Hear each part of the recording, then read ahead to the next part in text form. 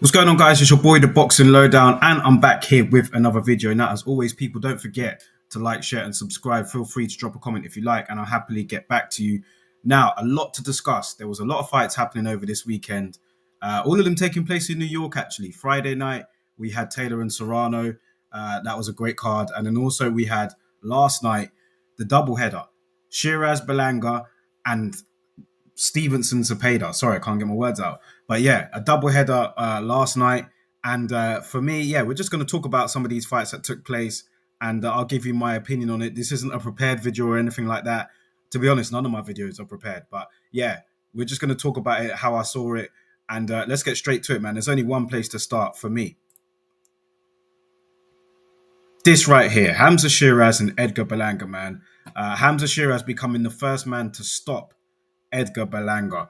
Now, if you guys didn't see the build up to this fight, Edgar Berlanga was very, very dismissive of Hamza Sheeraz. It was ridiculous to me. He was very arrogant in the build up. He was very dismissive.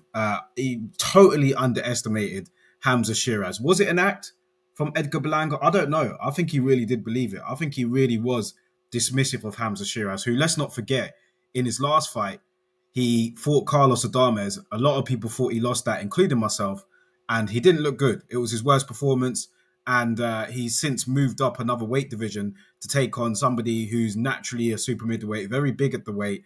So, yeah, could Edgar Berlanga have overlooked Hamza Sheeraz with, how he was acting? Because listen, it was weird to me because I've never been that high on Edgar Berlanga anyway, and just the arrogance from the press conferences, from what he was saying. Very, very dismissive of Hamza Sheeraz. Didn't look at him as anything. And, Edgar Berlanga, for me, as I said it in my preview video, he hasn't really shown me much yet for me to say, yeah, this is a world-class operator. He's got a lot of backing behind him. He's promoted himself pretty well. The event in New York looked busy last night. He was the headliner. But, yeah, I've never, ever been sold on Edgar Berlanga. Obviously, he did lose to Canelo, but Hamza Sheeraz, the first man to stop Edgar Berlanga. It was a great performance from Hamza, man. And listen, all this from Edgar Berlanga, going into the fight, dismissive, didn't think much of him, saying he's the UK, guys can't fight, blah, blah, blah, all this stuff. I'm just like, that ship has sailed, man. That whole, oh, you can't fight because you're from here, and I'm from Brooklyn, I'm this, I'm that. That don't mean nothing now, bro. It doesn't mean a thing. And we saw that last night. Hamza Sheeraz obliterated Edgar Berlanga. It was a destruction. Yeah? The first few rounds, let's talk about the fight itself. Hamza Sheeraz, I loved his composure going into the fight. Very cool, calm, and collected. Didn't rise to the bait. He was just totally, yeah, this is fine. You can say what you want. I know what I'm going to do. And I like that because he wasn't drawn in. He wasn't baited by Edgar Berlanga, who was doing everything he could, pointing in his face, getting up in his grill, being disrespectful. But Hamza Sheeraz was like, nope, I'm going to be my cool, calm, and collected self. And you'll see on the night what I can do. And he showed that. He absolutely showed that against Edgar Berlanga. Now, let's talk about him. Let's talk about the fight. Hamza Sheeraz, yeah, walked to the ring. Very cool, very calm, collected. Andy Lee in the corner. Edgar Berlanga had the big one, had Fat Joe walking him out, Remy Ma, had to get all the obviously it was in New York. So yeah, you'd understand it. Like Puerto Rican heritage there with Fat Joe and like a big Puerto Rican crowd there out to support him. Obviously New York has got a big Puerto Rican population. But yeah, he had it all.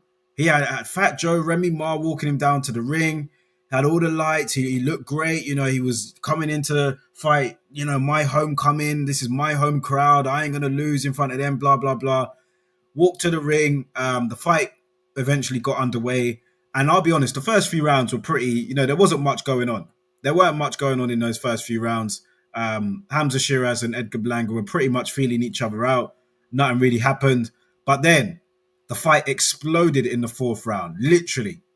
Hamza Sheeraz opened up on Edgar Berlanga, dropping him towards the end of the round.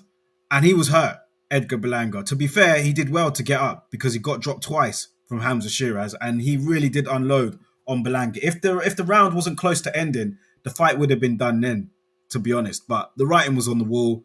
In the fifth round, as soon as that started, Hamza Sheeraz went straight to Edgar Berlanga, hit him with a nice two-piece, and then he dropped again. And then the referee kind of saved him from dropping, but he jumped in and waved off the fight. Embarrassing, this is for Edgar Berlanga. Embarrassing. He got totally demolished, and he was totally disrespectful going into this. And to me, I've seen a few people say this, and I probably have to agree. There's not many, and I'm a neutral going into these. I mean, I'm not necessarily got a horse in the race here, but this was satisfying in terms of the respect that the bully got humbled. The bully got absolutely humbled. He got destroyed, and it was in front of your home crowd.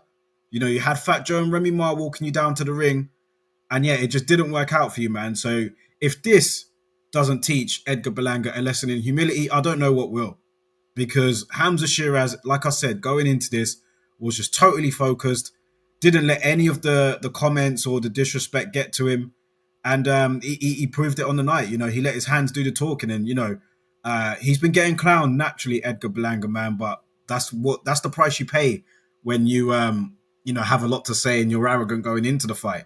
He was very, very, like I said, his mind, it could have been mind games. It could, that is a normal thing that boxers can do. It's not a surprise, but yeah, he just got totally obliterated here.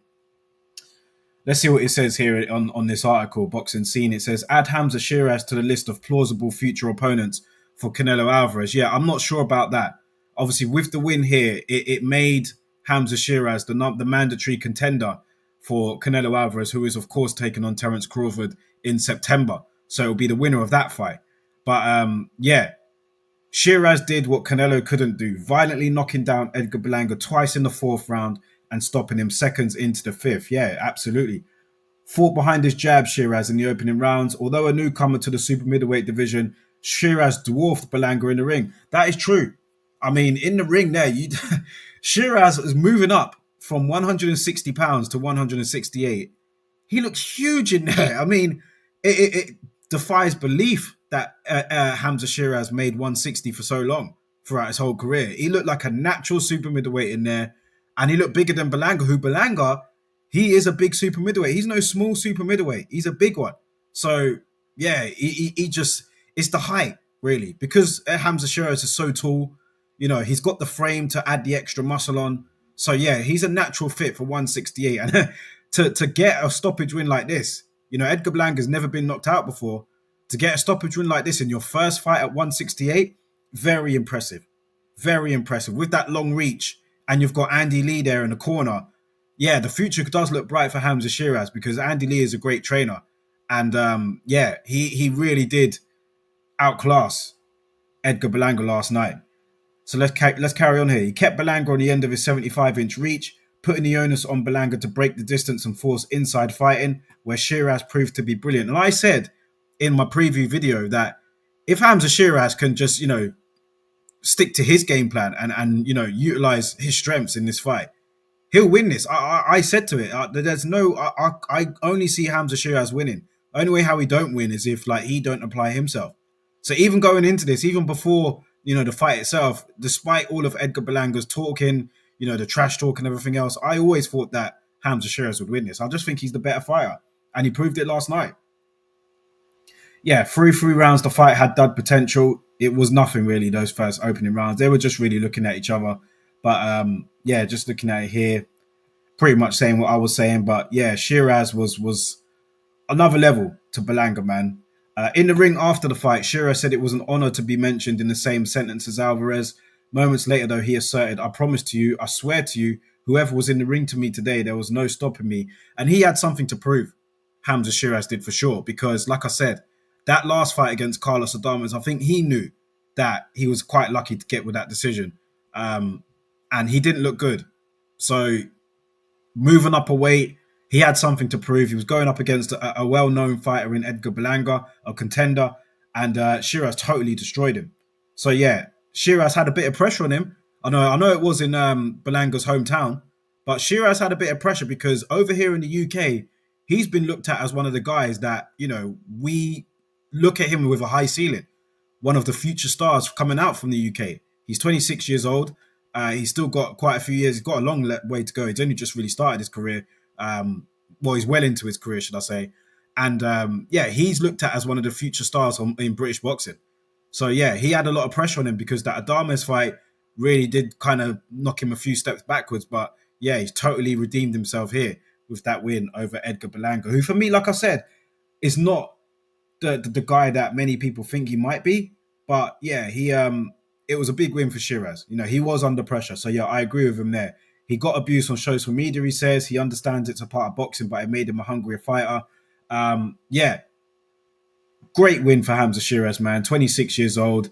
Yeah, 168. Who does he fight? I mean, Canelo, I don't like that fight from right now. I don't think he's ready for Canelo, but maybe he can have some other contenders there at super middleweight, man. I mean, there are other guys out there that Hamza Sheeraz can fight. Will be interesting to see who he goes up with. Obviously, David Morrell was David Morrell. He's a light heavyweight, isn't he? So yeah, no, maybe not Morrell. I wouldn't want that fight for Sheeraz right now, anyway. But 168, you got Caleb Plant. You know, you got Mbili. Maybe you got some guys there that he could fight, but maybe Caleb Plant. Would he fight Caleb Plant now? Is that too early? I don't know. What do you guys think? Who would you like to see Hamza Sheeraz fight next? But regardless, he's the mandatory for the WBC super middleweight title now. So he is in line to face the winner of Canelo Crawford. But for me, I wouldn't take that right now. I mean, I would probably look at other options and continue to just build your name up. His stock rose with this fight for sure, whereas Berlanga's stock probably dropped. 23-2, obviously lost to Canelo first time round, but he didn't get stopped, but he did by Hamza Sheeraz. He still lacks a win over an A-level fighter on his resume. Totally agree. I've not been sold on Berlanga, man. He hasn't had a win over an A-level fighter. His claim to fame, aside from a long streak of first-round knockouts, wasn't against much, if I'm honest. He hasn't beaten an A-level fighter. So it's going to be interesting to see where he goes after this. Like I said, will this humble him? Because his fan-friendly style and his gift of the gab is kind of what makes him as popular as he is. So you get the feeling that he's probably not going to change his ways too much. But this was a humbling lesson for Edgar Berlanga for sure, man. He got totally obliterated by Hamza Sheeraz in there. And that's what happens. That's the price you pay. You think about Broner and Maidana. I saw someone say that in the comments. They said Broner and Maidana, this was as humbling of a defeat since then. And there's probably more that I've missed out. But yeah, that was what it was being compared to last night, simply because of all the talk Edgar Berlanga was doing. And to get obliterated like that, this is probably worse because he got knocked out in front of his home crowd in 5 rounds, dropped 3 times by a man that you didn't respect. Well, you respect him now. Let's just say that. Moving on, man. Let's talk about Shakur Stevenson, who outbattled Edgar. I was going to say William Zepeda. Yeah. He outpointed William Zepeda here. Brilliant from Shakur Stevenson. Let me share my screen. Just realized I'm not sharing it. Let's get this over here. Shakur Stevenson and William Zepeda.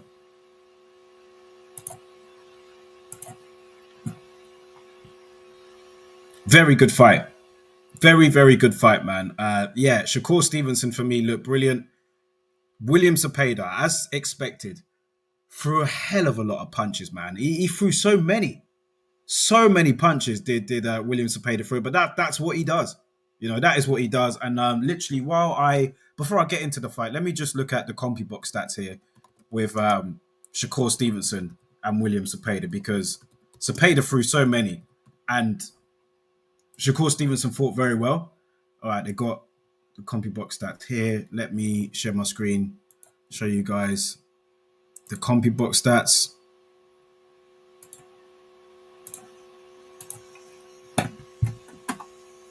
Hopefully you guys can see that. But I'm going to say, did Zepeda throw over 1,000 punches? He threw so many, man. So many. 979 punches Zepeda threw. 979 total punches. Yeah, I thought it was coming up to 1,000. That's how many he threw. This was a very good fight, man. Very entertaining. Stevenson and Zepeda. Now, going into this, there was the Tom and Jerry talk, and Shakur Stevenson on the way to the ring. He had Crawford accompanying him, but on the way to the ring, Shakur Stevenson had a Tom and Jerry hat on, which was pretty funny. But yeah, we saw the tweets from Turkey Al Sheikh, and there was a lot of would I say pressure? But there was scrutiny on Shakur Stevenson going into this because people would like to say that he's a runner, he's not that impressive. I totally disagree. He's not the most entertaining. I agree with that. But Shakur Stevenson is one of the best pure boxers in the game right now. In terms of ability, there are not many out there that is better than Shakur Stevenson in terms of ability. I'm not saying resume, but ability. And I've always said that in terms of ceiling, who has the highest ceiling? Because there's a lot of fighters in and around his age that are American as well. They were compared with each other quite a bit. You've got Javante Davis, he's a bit older at 30. But then you've got the likes of Devin Haney, you've got Teofimo Lopez, Ryan Garcia, those guys. When that was being spoken about, when those guys were up and coming, I always thought Shakur Stevenson had the highest ceiling in terms of his ability and what he can do. He went to the Olympics, got a silver medal, and he's a tremendous fighter, man. So going into this, we knew what this. There was no surprise what was going to happen. Zepeda was going to come at him, throw a lot of punches, which he did, and he found some success. I'm not going to lie, he did have some success in those early rounds, particularly in the second or third, where he rocked Shakur Stevenson a little bit. He wasn't particularly that hurt, but he was definitely rocked. And yeah, this was a fight where Shakur Stevenson chose not to move. He chose to stand in the pocket and trade. And was that a wise decision? Was Shakur Stevenson kind of felt like he had to do that because of what that everyone was saying going into the fight? Potentially. We saw the tweet from Turkey Al Sheikh. We heard all the noise going into it about Shakur Stevenson and, is he going to stand and trade or is he going to run or is he going to do this and that? But I felt like he felt he had a point to prove, Shakur Stevenson, which was why he stood in the pocket and he let him hands go with Zepeda. He did. He let them hands go with him and he was successful. That the quality did show. He did get touched quite a bit more than, I think he's definitely been hit more times in this fight than he has in any other fight. But that was because he chose the fight that he wanted to fight. If he wanted to box a move, he could have done that, but his stock probably would have dropped. And who knows what the judges would have thought? Would they have been influenced by some of the comments that were being made before the fight from people like Turkey Al Sheikh saying we don't want to have no Tom and Jerry type fights? If Shakur Stevenson was to apply that against William Zepeda, would that have affected him on the scorecards? This tactic here proved to work. Even though he did get hit quite a bit more than he's used to, he was a wide winner on the scorecards. Scorecard's probably a bit too wide for me. As it says here, 119, 109 and 118, 110 twice. I don't think it was that wide. I think Zepeda did very well in those first few rounds.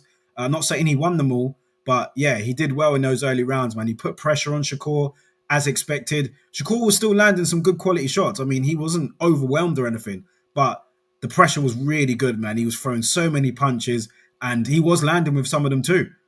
So I don't agree with these wide scorecards that they are, but there's no doubt on who won the fight. I mean, the better quality prevailed overall. Some of those shots from Shakur that he was landing were eye-catching, beautiful punches, man, off the ropes. I didn't like him being on the ropes for too long, but some of those shots that he were landing were beautiful, man. They were just, Zepeda didn't have much head movement, and he was getting teed up at times, 1, 2, 3 from Shakur Stevenson, and then it was brilliant. It was lovely to watch, man. And yeah, it says here, the scores didn't quite do justice to the quality and competitiveness of the fight. Yeah, if you didn't watch the fight and you saw those scorecards there, then you would be thinking, I'm not even going to watch this. I know what type of fight it was. But nah, Zepeda really made Shakur, he brought the best out of Shakur Stevenson. He did make him have to dig down deep to retain that belt, but the counters were beautiful, man. And like it was a great matchup between the two. And I think both of them, William Zepeda and Shakur Stevenson, leave this with their stock rose, for sure. I mean, it was brilliant. Yeah, it was a very good fight. Stevenson made Zepeda miss with an array of dazzling defensive moves. He was also there to be hit for much of the fight, and Zepeda did hit him. Yeah, some of the body shots that Zepeda landed were beautiful, man. But one thing I noticed was that Shakur Stevenson looked like the puncher towards the later rounds, man. The shots were so clear-cut quality, and they were more eye-catching. And you could see, man, like, yeah, Zepeda, he's got a very good chin, and that weren't stopping him from throwing punches, but you felt like he needed something to stop Shakur Stevenson in his tracks, like really get him on the back foot and not landing those brilliant shots that he was landing. But he wasn't able to do it. But that didn't stop him from throwing. He threw a lot of punches. He landed his fair share of punches, and yeah, overall though it wasn't enough. It didn't deter Stevenson. He was brilliant last night. He's been compared to Floyd Mayweather Jr. I'm seeing it in here as well in this article. Never have the Floyd Mayweather Jr. comparisons felt so appropriate, but yeah, he did very well in terms of launching his counters, standing in the pocket, and the quality just prevailed overall, man. It was brilliant. Stevenson was right there. He was in the pocket. He was standing and trading. He wasn't running and all that. So I think he did great. And he said before the fight that he was going to do that. So yeah, um, very good fight, man, overall. The scorecards may be just a little bit wide off the mark for me. I probably would have had it. I didn't score it, keep a running score, but something like 116, 112 for me would have sounded about right. I think Zepeda did grab a couple of those early rounds and might have nicked another round or two towards the end. But yeah, there was no doubt about who won the fight. Stevenson was brilliant. And just as I say that here, it says here, Stevenson was critical of his performance, saying he fought more to appease his critics than to meet. I agree with that. He definitely switched up his tactics for this fight. And as a result of that, he got hit a lot more. He says, I came here to prove a point. I took more punishment than usual. I got that dog in me. And few would disagree after tonight. And he really does. Shakur Stevenson, he's not just this slick boxer that's don't want to get hit. Let's not say that about him.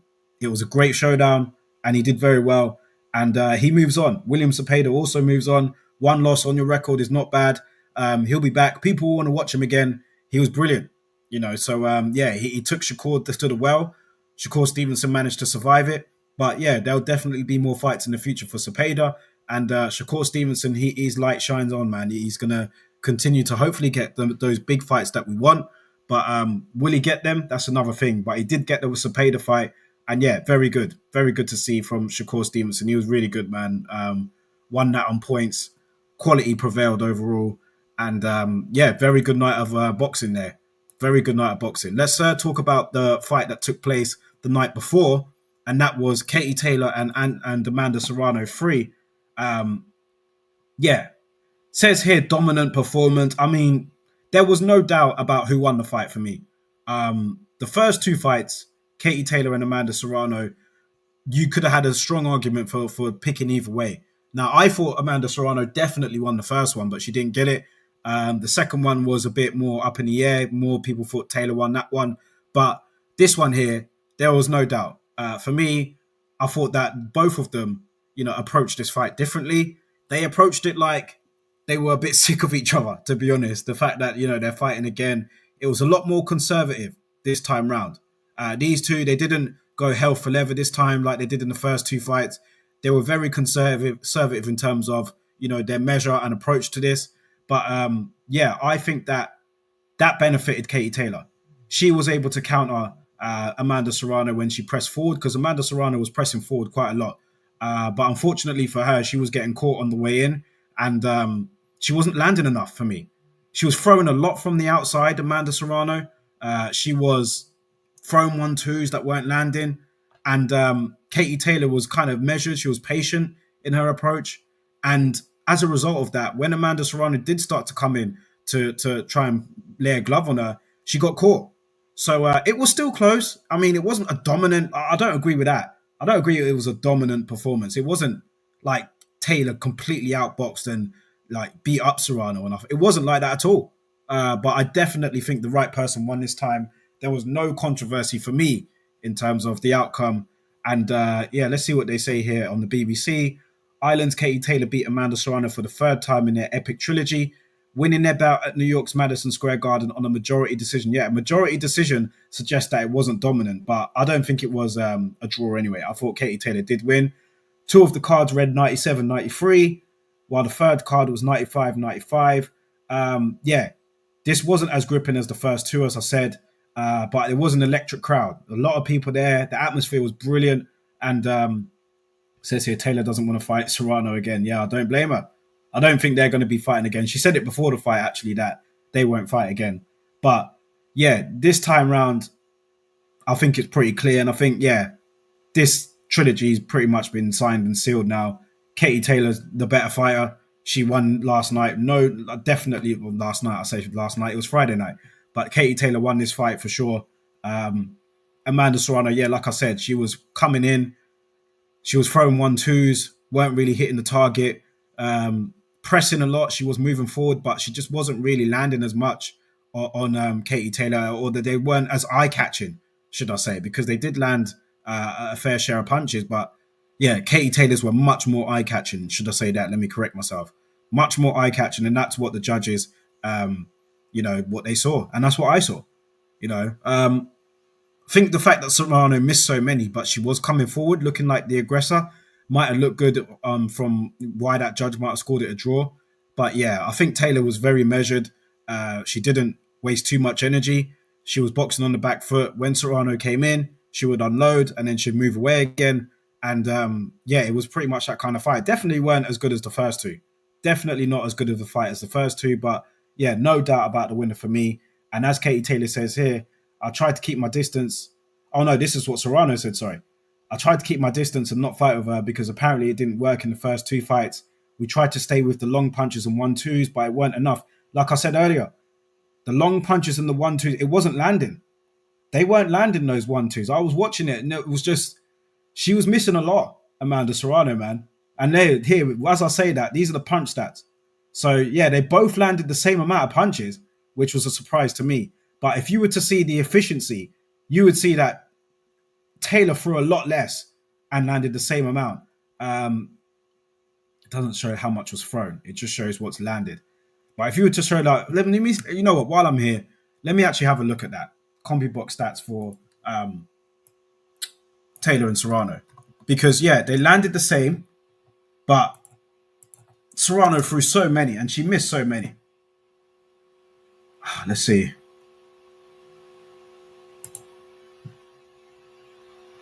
See here. Right, let me share.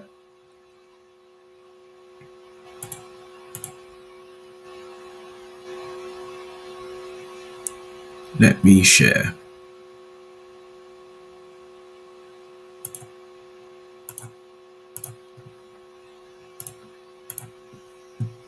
Okay.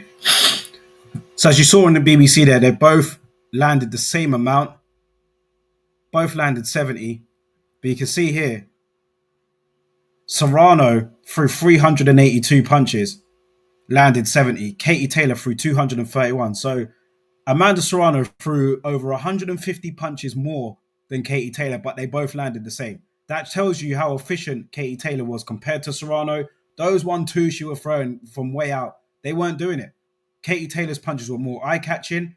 And when Serrano did land, they didn't have that same sort of effect at all on Katie Taylor. She did have a cut, but yeah, she didn't land enough for me to to win those rounds such as that. And yeah, it wasn't, the fight itself, like I said, was nowhere near as good as the first two. But Katie Taylor's so much more efficient, and the shots were more eye-catching too. So yeah, that pretty much wraps up that trilogy for me. No need for them to have a fourth go at it. I don't think either of them want to fight each other for a fourth time anyway.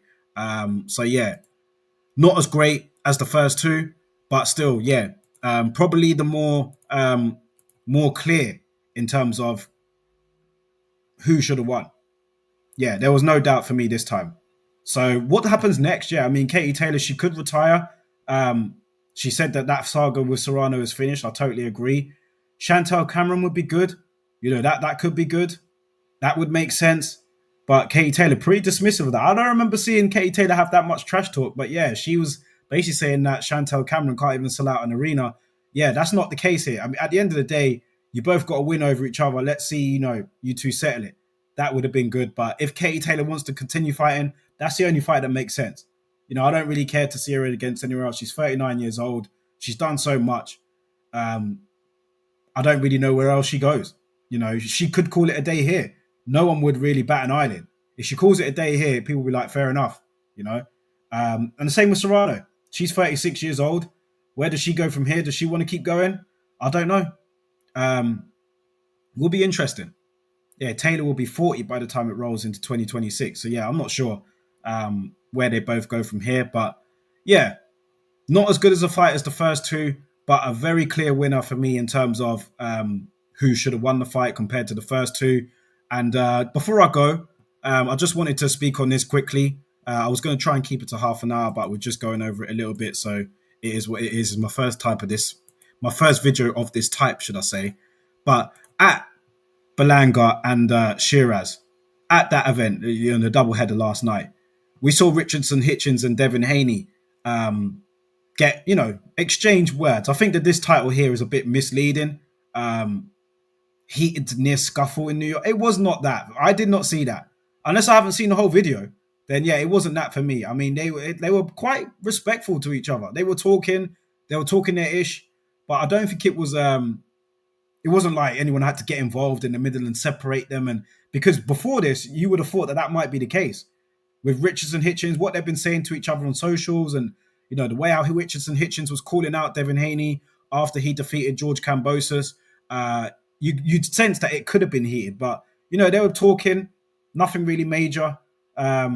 Just saying, oh, you don't want to fight me, this and that, blah blah blah. Obviously, we know that Devin Haney will be taking on Brian Norman in November, and it's funny actually in the crowd at Berlanga and Sheeraz and Williams and Zepeda, that doubleheader, it panned to the crowd at one point during that card, and Richardson Hitchens was he was right there. So was Brian Norman, and he was saying that he was basically saying to Brian Norman, knock him out, and Devin Haney was there, he could hear it. So it was, that was pretty funny. But I'd like to see this fight down the line, but it's not going to be anytime soon. Like I said, Devin Haney, he's got plans anyway. He's moving up to welterweight and he's fighting Brian Norman. So whatever happens after that, we don't know. Could Devin Haney stay at welterweight? He will if he wins. Will Richardson Hitchens, he's a 140 pounder. So I don't know what's going to happen there, but could be just all noise at the moment. But yeah, worth a watch. But yeah, just my thoughts on it all, man, over the weekend roundup. Let me know what you guys think about it, of the fights. A lot of fights took place over the weekend. It was a great weekend for New York in terms of boxing, man. Friday and Saturday night had two huge events. And yeah, I think that they both delivered. I think that the all-female card was great. Savannah Marshall losing. There was, who else was on there? Ellie Scotty was on there as well. I'm just talking about from the UK. There was a lot of female fighters on there. Alicia Baumgartner looked good in her win. That was a good card. And then obviously last night, decent double header that we had here. Two good fights. And the undercard was pretty good as well. David Morrell was on the undercard and so on. He had to battle through a tough night. But yeah, overall, great weekend of boxing, particularly in New York. And we got a lot of boxing coming up next week as well, man. So look out for those videos on this channel over the week. And let me know your thoughts about it in the comment section below, guys. I'll catch you on the next video.